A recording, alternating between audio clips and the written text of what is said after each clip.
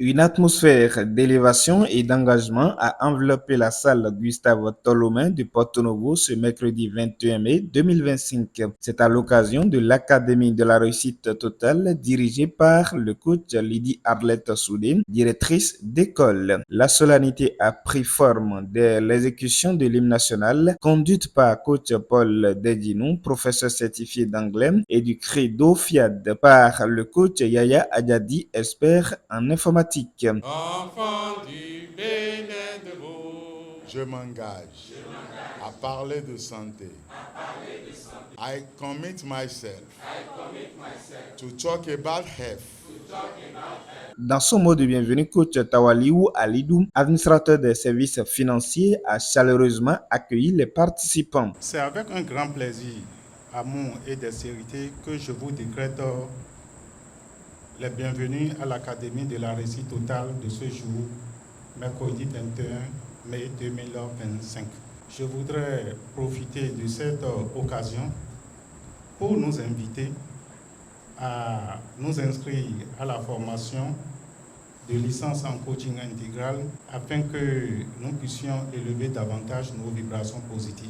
Je vous remercie. Dans une intervention à la fois structurée et basée sur l'expérience, le commissaire de police, coach Gustave Tolomain, a pris la parole pour exhorter sur la gestion des premiers gains d'un entrepreneur. Lorsque vous avez créé une entreprise ou lancé un business, vous devez toujours garder à l'esprit que l'argent qui entre n'est pas le vôtre. C'est d'abord l'argent des employés, puis celui des fournisseurs et enfin celui de l'État.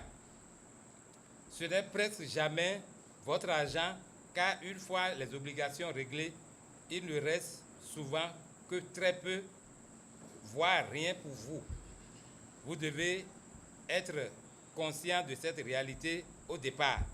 Une entreprise ne devient rentable que si elle permet de résoudre durablement les problèmes de ses clients.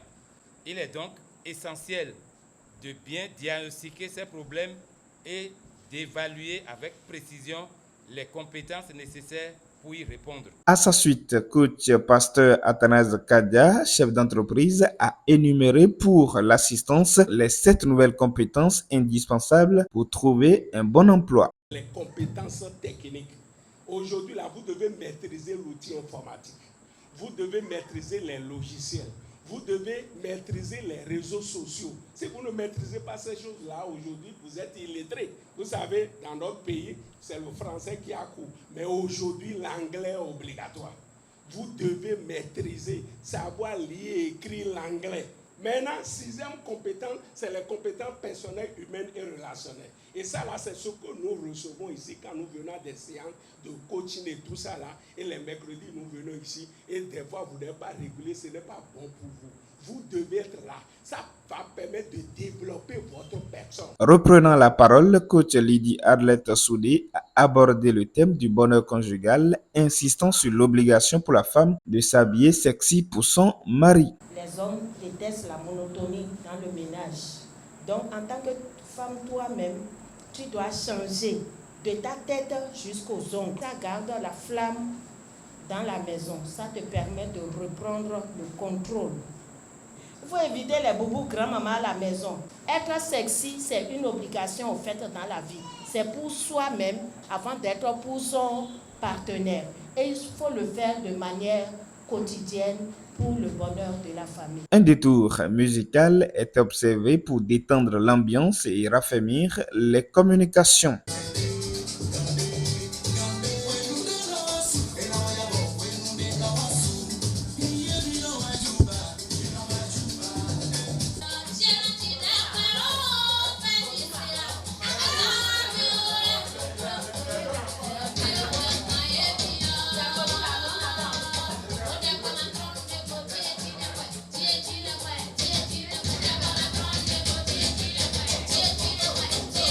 L'instituteur coach Julien Dossa a ensuite invité les participants à différencier l'être intérieur de l'ego pour vivre Dieu.